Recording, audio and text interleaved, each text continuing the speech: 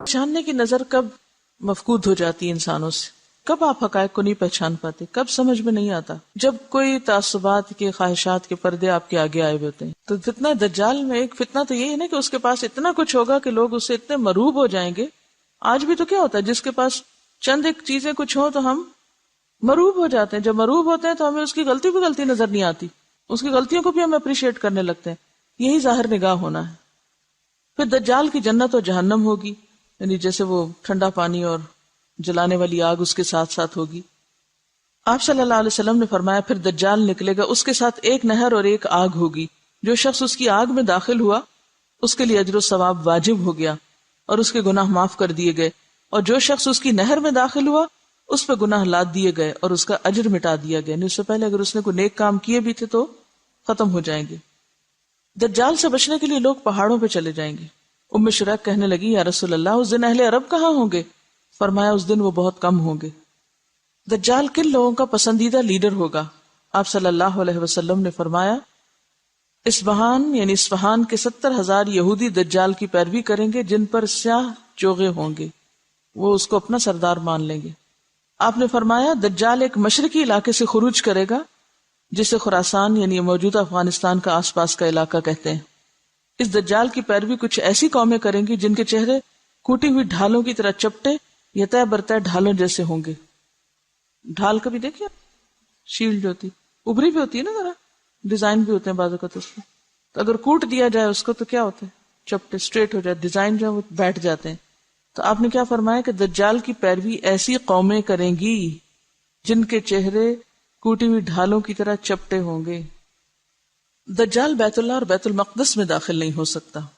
حضرت انس بن مالک سے روایت ہے اللہ کے رسول صلی اللہ علیہ وسلم نے فرمایا مکہ اور مدینہ کے سوا ہر شہر کو دجال روندے گا، کوئی شہر نہیں بچے گا۔ مکہ اور مدینہ کے آس پاس فرشتے یعنی گارڈ کر رہے ہوں گے اس کو، اور وہ داخل نہ ہو سکے گا۔ مدینہ کی زمین 3 مرتبہ کانپے گی دجال کے خروج کے بعد، جس سے ایک ایک کافر منافق اللہ تعالیٰ وہاں سے نکال کے باہر پھینک دے گا، یعنی پھر وہ سب بھاگ جائیں گے، مدینہ سے ہی بھاگ جائیں گے، اور باہر جا کے پھر ظاہر ہے دجال کے فتنے کا شکار ہوں گے۔ اللہ کے رسول صلی اللہ علیہ وسلم نے فرمایا دجال مرقنات مدینہ کے قریب ایک وادی ہے، اس کی دلدلی زمین پر پڑاؤ کرے گا تو سب سے زیادہ عورتیں اس کی طرف نکلیں گی، یہاں تک کہ آدمی اپنی بیوی، ماں، بہن، بیٹی، چچی، پھپھی وغیرہ کے پاس جائے گا اور انہیں رسیوں سے باندھے گا کہ مبادہ وہ دجال سے نہ جا ملیں۔ ضعیف الاعتقاد ہوتی ہے نا عورتیں۔ دجال خدائی کا دعویٰ کرے گا، اسی لیے پیچھے والی حدیثوں میں آتا ہے کہ رب کانا نہیں، رب ایسا نہیں، رب ایسا نہیں۔ دجال اور اس کا لشکر ہلاک ہو جائے گا۔ آپ صلی اللہ علیہ وسلم نے فرمایا تم مسلمان اہل عرب سے لڑو گے، اللہ تعالیٰ تمہیں فتح سے نوازیں گے، پھر تم فارس ایران سے لڑو گے، اللہ تعالیٰ تمہیں فتح عطا فرمائیں گے، پھر اہل روم سے لڑو گے، اللہ تعالیٰ تمہیں فتح عطا کریں گے، حضرت عمر کے زمانے میں مکمل ہو گیا تھا، پھر تم دجال سے لڑو گے، اللہ تعالیٰ تمہیں اس پر بھی فتح عطا فرمائیں گے۔ اللہ کے رسول صلی اللہ علیہ وسلم نے فرمایا معراج کی رات میری ملاقات حضرت ابراہیم، موسیٰ اور عیسیٰ علیہ السلام سے ہوئی تو قیامت کی بات چل نکلی۔ سب نے حضرت ابراہیم کی طرف معاملہ کر دیا تو انہوں نے کہا مجھے اس کا علم نہیں۔ پھر بات موسیٰ تک پہنچی، انہوں نے بلا علمی کا مظاہرہ کیا۔ پھر عیسیٰ علیہ السلام پہ بات پہنچی، انہوں نے کہا کہ قیامت کے وقوع کا حتمی علم اللہ کے سوا ہم میں سے کسی کو نہیں، البتہ اللہ تعالیٰ نے جو میرے ساتھ دنیا میں دوبارہ بھیجنے کا وعدہ فرمایا ہے وہ یہ ہے کہ دجال نکلے گا اور میرے پاس 2 چھڑیاں ہوں گی، تو جب وہ مجھے دیکھے گا تو اس طرح پگھلے گا جیسے سیسا پگھلتا ہے، یعنی میلٹ ہو جائے گا، اللہ تعالیٰ اسے ہلاک فرما دیں گے، یہاں تک کہ شجر و حجر پکار اٹھیں گے کہ میرے پیچھے کافر ہے، ادھر آؤ، اسے مار ڈالو۔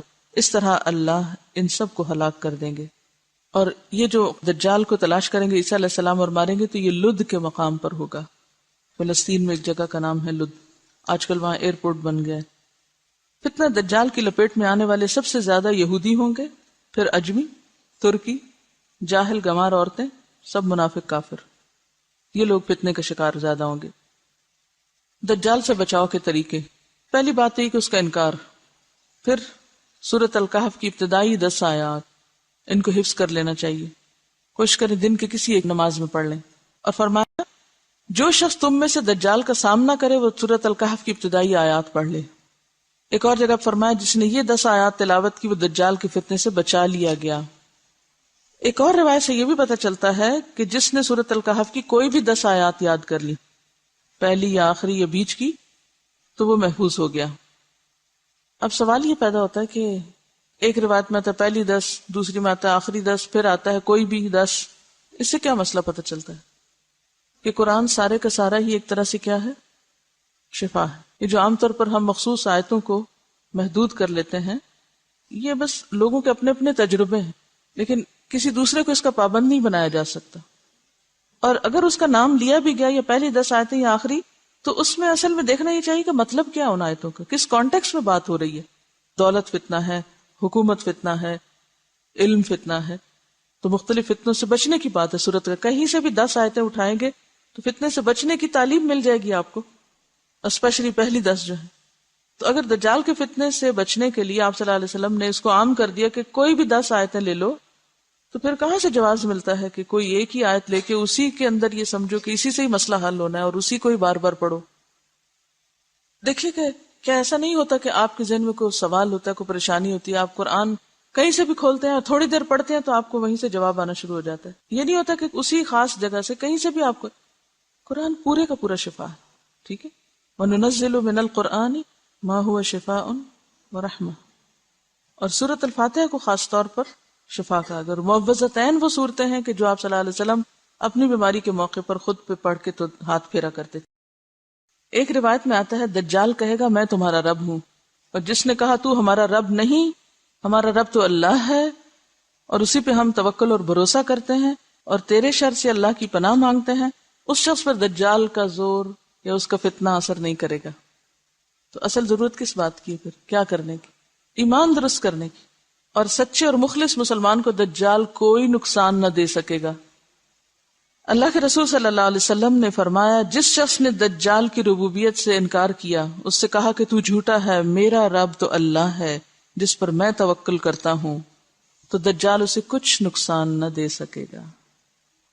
نبی صلی اللہ علیہ وسلم اپنی نماز میں دجال کے فتنے سے پناہ مانگا کرتے تھے، اللہم انی اعوذ بک من عذاب القبر واعوذ بک من فتنۃ المسیح الدجال۔ پھر اسی طرح ایک اور جگہ پر آتا ہے، حضرت ابو ہریرہ فرماتے ہیں کہ اللہ کے رسول صلی اللہ علیہ وسلم نے فرمایا جب تم آخری تشہد پڑھ کر فارغ ہو جاؤ تو 4 چیزوں سے اللہ کی پناہ مانگو، قبر کے عذاب سے، جہنم کے عذاب سے، زندگی موت کے فتنوں سے، اور مسیح دجال کے شر سے۔ تو اصل چیز کیا ہے پھر کرنے کی؟ 3 کام پتہ چل رہے ہیں، کون کون سے؟ سب سے پہلے تھی کہ اس کا انکار کرنا۔ انکار کون کرے گا؟ جو پہچانتا ہوگا۔ پھر سورۃ الکہف کی ابتدائی 10 آیات اور مسیح دجال کے شر سے اللہ کی پناہ مانگو۔ یہ مختصر سی نشانیاں آپ کو بتا دی گئی ہیں۔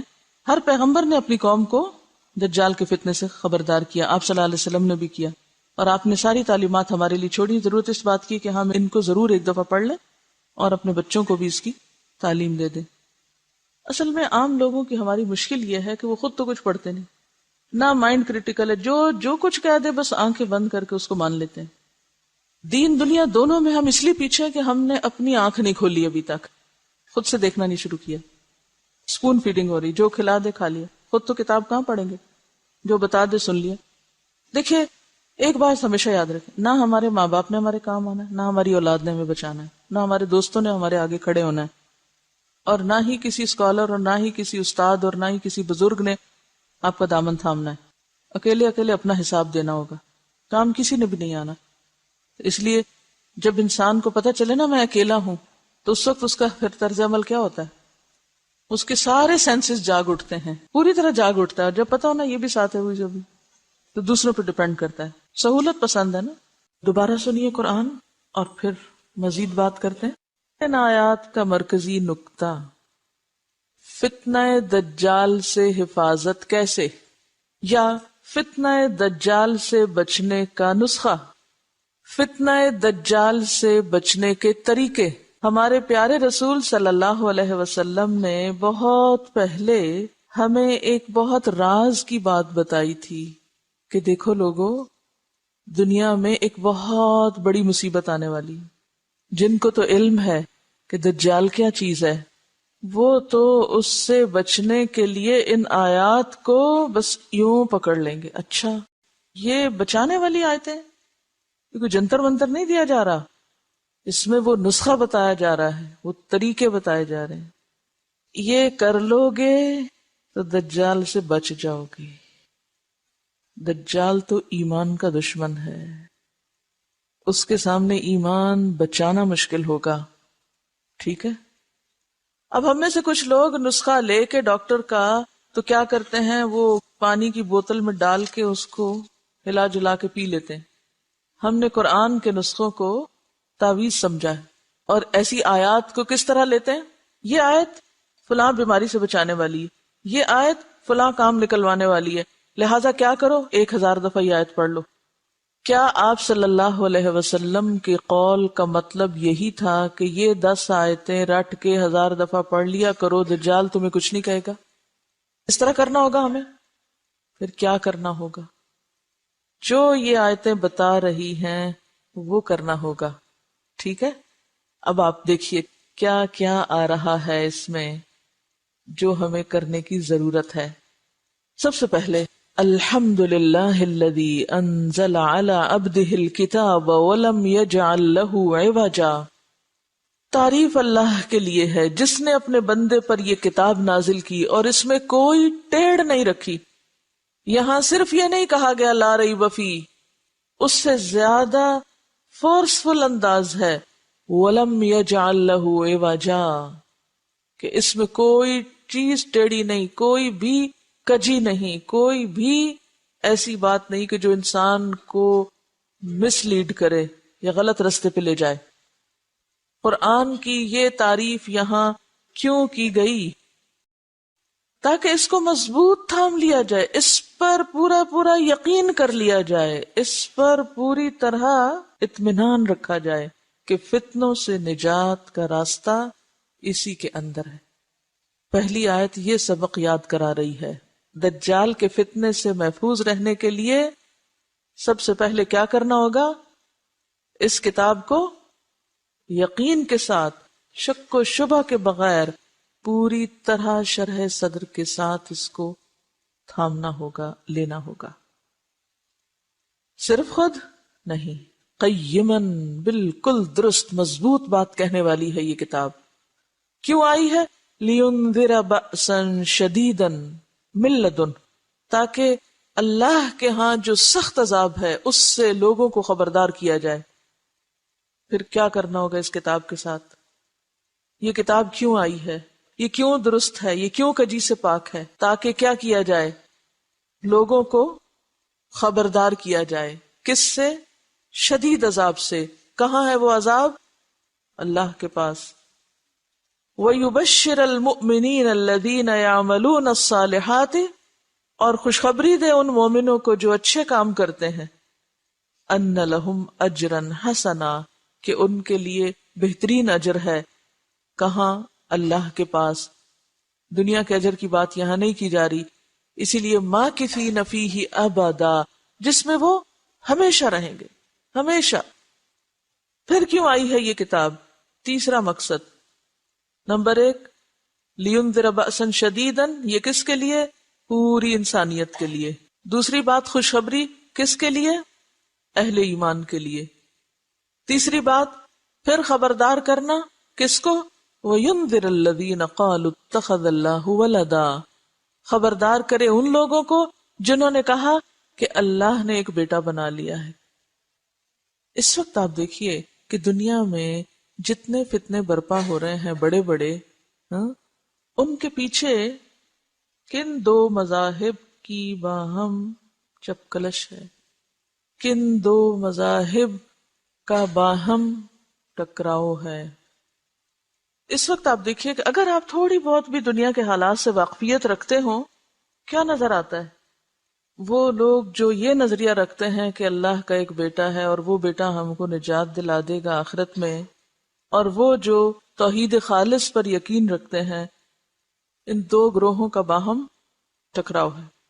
یہ جو بظاہر چیزیں نظر آتی ہیں، یا بظاہر 2 ملکوں اور 2 علاقوں اور 2 طرح کے لوگوں کی باہم ایک ٹکراؤ ہے، یہ صرف 2 گروہ نہیں ہیں، یہ 2 نظریے ہیں.